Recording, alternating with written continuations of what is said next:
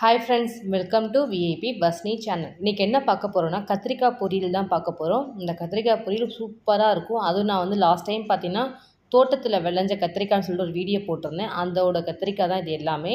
அப்படியே ஃப்ரெஷ்ஷாக கத்திரிக்காய் பறிச்சுட்டு வந்து அன்றைக்கே நாங்கள் கத்திரிக்காய் பொரியல் பண்ணிட்டோம். எனக்கு வந்து வீடியோஸ் போட டைம் இல்லாதனால நான் அதுக்கப்புறம் போடலை. இப்போ தான் நான் போடுறேன். கண்டிப்பாக வீடியோஸை ஸ்கிப் பண்ணாமல் பாருங்கள். ஒரு டேஸ்டியான ஒரு காரசாரமான ஒரு புளிப்போட ஒரு கத்திரிக்காய் பொரியல் பண்ணலாம் நீங்களும் உங்கள் வீட்டில். வீடியோஸை ஸ்கிப் பண்ணாமல் பாருங்கள். அப்போ தான் நீங்களும் உங்கள் வீட்டில் இதே மாதிரி செய்ய முடியும். என் ஃபஸ்ட் டைம் சேனலில் பார்க்குறவங்களா அப்படின்னா சப்ஸ்கிரைப் பட்டனை கொஞ்சம் கிளிக் பண்ணிக்கோங்க. பக்கத்தில் இருக்கிற பெல் ஐக்கானை கிளிக் பண்ணும்போது ஆல்ன்ற ஆப்ஷன் கொடுத்தீங்கன்னா நான் போகிற வீடியோஸ் எல்லாமே அந்த ஸ்பாட்டில் வந்து சேரும். வாங்க வீடியோஸ்குள்ளே போகலாம். கத்திரிக்காய் மேக்ஸிமம் நிறைய பேருக்கு ரொம்ப ரொம்ப பிடிக்கும். எதுக்காக சொல்கிறேன்னா அது நல்லாயிருக்கும். அதை சாப்பிடும்போது அந்த டேஸ்ட் நல்லாயிருக்கும். அதுவும் இந்த மாதிரி ஒரு ஃப்ரெஷ்ஷாக இந்த மாதிரி தோட்டத்தில் விளைஞ்சு இந்த கத்திரிக்காய் பொரியல் செஞ்சு பாருங்களேன். டேஸ்ட்டே வேறு லெவலில் இருக்கும். செம்ம டேஸ்ட்டாகவும் இருக்கும். ஸோ வந்து ஒரு விளைஞ்ச ஒரு கத்திரிக்காவாக நான் ஃபுல்லாக பறித்து எடுத்துக்கிறேன். நல்லா இருந்துச்சு இந்த கத்திரிக்காய் எல்லாமே. என் தோட்டத்துக்குள்ள வந்து அந்த தாத்தா வந்து நீங்களே பறிச்சுக்கோங்கன்னு சொல்லிட்டாரு. சரி ஓகேன்னு சொல்லிட்டு நானும் அப்படியே பறிச்சிட்டேன். கண்டிப்பாக ஒரு 3/4 கிலோ அளவுக்கு எடுத்துகிட்டு வந்தேன். ஸோ நான் இன்றைக்கி ஒரு 1/2 கிலோ மட்டும் நான் இன்றைக்கி எடுத்திருக்கேன். இந்த மாதிரி பிஞ்சு கத்திரிக்காவாக யூஸ் பண்ணிக்க போகிறேன். இந்த மாதிரி பண்ணிங்கன்னா தான் கத்திரிக்காய் டேஸ்ட் நல்லாயிருக்கும். ரெட்டை கத்திரிக்காயெலாம் கூட எனக்கு கிடச்சிச்சு. பார்க்க ரொம்ப அழகாக இருந்துச்சு. கத்திரிக்காய் ஃபுல்லாக நம்ம கட் பண்ண ஸ்டார்ட் பண்ணிடலாம். ஃபஸ்ட்டு வந்து கத்திரிக்காய் வந்து முழுசாகவே தண்ணி ஊற்றி நல்லா வாஷ் பண்ணி எடுத்துக்கோங்க. எப்போவுமே வந்து நறுக்குனதுக்கப்புறம் வெஜிடபிள்ஸை கழுவாதீங்க. சத்து டேஸ்ட்டு எல்லாமே போயிடும். இந்த மாதிரி ஃபஸ்ட்டே கழுவிட்டு அதுக்கப்புறம் இந்த மாதிரி கட் பண்ண ஆரம்பிங்க. ஸோ அந்த மாதிரி தான் நான் எப்போயுமே வந்து வாஷ் பண்ணிவிட்டு அதுக்கப்புறம் தான் கட் பண்ண ஆரம்பிப்பேன். ஸோ இந்த மாதிரி நீல வாக்கில் நான் போட்டிருக்கேன். உங்களுக்கு வந்து தேவையான அளவு ஷேப்பை வந்து உங்களுக்கு வேறு ஷேப் வேணுன்னா கூட குறுக்கால கூட நீங்கள் கட் பண்ணி கூட யூஸ் பண்ணிக்கலாம். நான் வந்து நீல வாக்கில் நான் யூஸ் பண்ணியிருக்கேன். இது அப்படியே தயிர் சாதம், இந்த மாதிரி லெமன் ரைஸ் இது எல்லாத்துக்கும் எடுத்துகிட்டு போனால் நல்லாயிருக்கும். கொஞ்சம் புளிப்பாகவும் நம்ம செய்கிறதுனால எங்கேயாவது லாங்காக ட்ரிப்பு போகிற மாதிரி இருந்துச்சுனாலும் இந்த மாதிரி கத்திரிக்காய் பண்ணி எடுத்துகிட்டு போங்களேன், கெட்டே போகாது. ஏன்னா நம்ம வந்து புளிப்பு, ஸ்பைசி எல்லாமே நம்ம சேர்த்துருக்கிறதுனால கண்டிப்பாக வந்து கெட்டு போகாமல் இருக்கும். ஒரு சப்பாத்திக்கு சைடிஷாக கூட வச்சு சாப்பிட்லாம், சூப்பராக இருக்கும். இந்த மாதிரி கத்திரிக்காய் ஃபுல்லாக கட் பண்ணி எடுத்துக்கோங்க. கண்டிப்பாக வந்து பூச்சி ஏதாவது இருக்கும், அதை கொஞ்சம் கேர்ஃபுல்லாக பார்த்து கட் பண்ணிக்கோங்க. எனக்குமே இருந்துச்சு. ஸோ அதெல்லாம் நான் வந்து எடுத்து போட்டுட்டு வெறும் கத்திரிக்காய் மட்டும் நான் எடுத்திருக்கேன். ஸோ கட் பண்ண கத்திரிக்காய் எல்லாத்தையும் நம்ம ஒரு பிளேட்டில் எல்லாத்தையும் மாற்றிக்கலாம். நெக்ஸ்ட்டு வந்து கத்திரிக்காய் பொரியல் செய்ய ஸ்டார்ட் பண்ணிடலாம். ஃபஸ்ட்டு ஸ்டவ் ஆன் பண்ணிக்குவோம். பேன் வச்சுக்கலாம். பேன் நல்லா ஹீட் ஆனதுக்கப்புறம் ஆயில் சேர்த்துக்கலாம். நிறைய பேர் வந்து இந்த கத்திரிக்காயெல்லாம் ஆயிலில் போட்டு வதக்கிட்டு அதுக்கப்புறம் கூட பொரியல் செய்வாங்க. அந்த மாதிரிலாம் வேணால் நம்ம டேரெக்டாகவே நம்ம பொரியல் செய்ய ஸ்டார்ட் பண்ணிடலாம். நம்ம வந்து லைட்டாக அதில் ஆயிலில் போட்டு வதக்கிட்டு தான் நம்ம அதுக்கப்புறம் செய்ய போகிறோம். ஸோ ஃபஸ்ட்டு ஒரு கடுகு போட்டுக்கலாம். அப்புறம் கடுகு பொரிஞ்சதுன்னு 1/4 டீஸ்பூன் ஜீரகம் சேர்த்துக்கலாம். ஒரு 3 வெங்காயம் கிட்ட எடுத்துருக்கு, பெரிய வெங்காயம், நறுக்குன வெங்காயம் அப்படியே சேர்த்து அந்த ஆயிலே நல்லா வதக்கிக்கலாம். வெங்காயம் நல்லா வதங்கட்டும். நம்ம அதுக்குள்ளே வந்து கருவேப்பிலை கொஞ்சம் சேர்த்துக்கலாம். கருவேப்பிலை சேர்த்ததுக்கப்புறம் கரண்டி வச்சு ஃபுல்லாக மிக்ஸ் பண்ணி அந்த வெங்காயம், கருவேப்பிலை எல்லாத்தையும் நல்லா ஈக்குவலாக நல்லா வதக்கி எடுத்துக்கலாம். வெங்காயம் நல்லா வதங்கிடுச்சு. நான் 2 தக்காளி கிட்ட எடுத்துருக்கேன். நல்லா பெரிய தக்காளியை அதை அப்படியே நறுக்கி சேர்த்துக்கலாம். நம்ம போட்டிருக்க வெங்காயம், தக்காளி நல்லா ஈக்குவலாக வதங்குற வரைக்கும் வதக்கி எடுத்துக்கணும். வெங்காயம், தக்காளி நல்லா வதங்கிடுச்சு.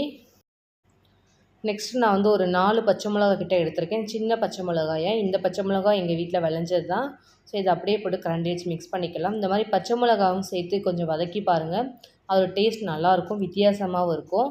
வெங்காயம், தக்காளி நல்லா வதங்கினதுக்கப்புறம் நம்ம நறுக்கி வச்சு கத்திரிக்காயை ஃபுல்லாக சேர்த்துக்கணும். இந்த கத்திரிக்காவை வந்து அந்த வெங்காயம், தக்காளியோடய நல்லா அந்த ஆயிலே நல்லா வதக்கி எடுக்கணும். ஃபஸ்ட்டு நான் சொன்னேன் பாருங்களேன், நிறைய பேர் வந்து இந்த ஆயிலே வதக்கி எடுத்துட்டு அதுக்கப்புறம் கூட பொரியல் பண்ணுவாங்க. அந்த மாதிரி பண்ணாமல் இந்த மாதிரி கூட ஆயிலே கொஞ்சம் வதக்கலாம். நம்ம கத்திரிக்காயோட டேஸ்ட் நல்லாவும் இருக்கும். அந்த வெங்காயத்துலேயும் ஊறி ரொம்பவும் நம்ம அந்த ஆயில் வந்து அதிகமாக இல்லாமல் இருக்கும். தேவையான கொஞ்சம் உப்பு போட்டுட்டு திரும்பவும் நம்ம கரண்டி வச்சு ஃபுல்லாக மிக்ஸ் பண்ணிக்கலாம். அப்போ தான் நல்லா வதங்கி வரும்.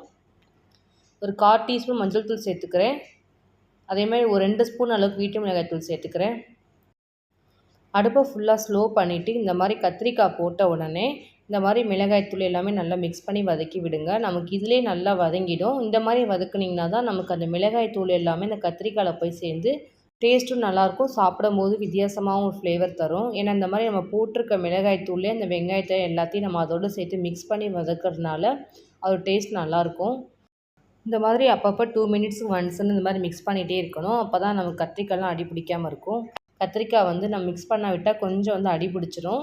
இந்த மாதிரி ஃபுல்லாக மிக்ஸ் பண்ணிட்டே இருந்திங்கன்னா கரெக்டாக நமக்கு வெந்துக்கிட்டே வரும். நமக்கு காரம் எல்லாமே நமக்கு அதில் போய் ஆட் ஆகும். இந்த மாதிரி நம்ம மிக்ஸ் பண்ணிட்டு இருக்கும்போதே நம்ம கத்திரிக்காய் வந்து கொஞ்சம் வெந்துடும். லைட்டாக வந்து இத்தினூண்டு ஒரு சின்ன நெல்லிக்காய் சைஸ் அளவுக்கு புளி எடுத்துக்கணும். புளியை லைட்டாக கரைச்சி இந்த மாதிரி வந்து மிக்ஸ் பண்ணி நம்ம இதோடு சேர்த்து நல்லா மிக்ஸ் பண்ணிக்கணும். இந்த மாதிரி புளி சேர்த்து பாருங்களேன், அதோட டேஸ்ட்டு சூப்பராக இருக்கும். இந்த புளியும் நம்ம பச்சை மிளகா, மிளகாய்த்தூள் எல்லாமே நம்ம சேர்த்துருக்கிறதுனால அந்த கத்திரிக்காயோட கிரேவி வித்தியாசமாகவும் இருக்கும், டேஸ்ட்டு சூப்பராக இருக்கும்.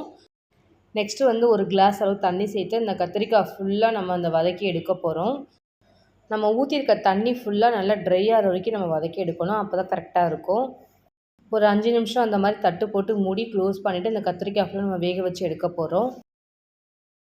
இந்த கத்திரிக்காய் பொரியல் பார்த்தீங்கன்னா, லாங் ட்ரிப்பு போகும்போது இதை மாதிரி செஞ்சு எடுத்துகிட்டு போகலாம். அதேமாதிரி சப்பாத்திக்கு எல்லாத்துக்குமே நல்ல ஒரு காம்பினேஷனாக இருக்கும். மேக்ஸிமம் வந்து இந்த புளி சாதம், லெமன் ரைஸ் இதுக்கெலாம் நல்ல ஒரு பெஸ்ட்டு காம்பினேஷனாக இருக்கும் இந்த கத்திரிக்காய் பொரியல். 5 மினிட்ஸ் கிட்ட ஆகிடுச்சு. தட்டை ஓப்பன் பண்ணி பார்க்கலாம். தண்ணி இப்போ தான் கொஞ்சம் கொதிக்க ஆரம்பிச்சிருக்கு. கத்திரிக்காய் வந்து இன்னும் கொஞ்சம் வேகணும். தண்ணி நமக்கு இன்னும் கொஞ்சம் நல்லா ட்ரை ஆகணும். நல்லா அந்த தண்ணியிலேயே ஃபுல்லாக வேக வச்சு நம்ம எடுத்தால் தான் அந்த கிரேவியோட டேஸ்ட் நல்லாயிருக்கும். அந்த பச்சை மிளகா போட்டிருக்கிறதுக்கு இன்னும் அந்த டேஸ்ட் சூப்பராக இருக்கும்.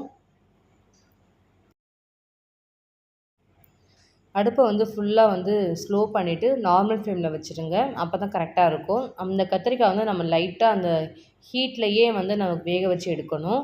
நமக்கு அது தண்ணி ட்ரை ஆகும்போது தான் கரெக்டாக நமக்கு வெந்து வரும்.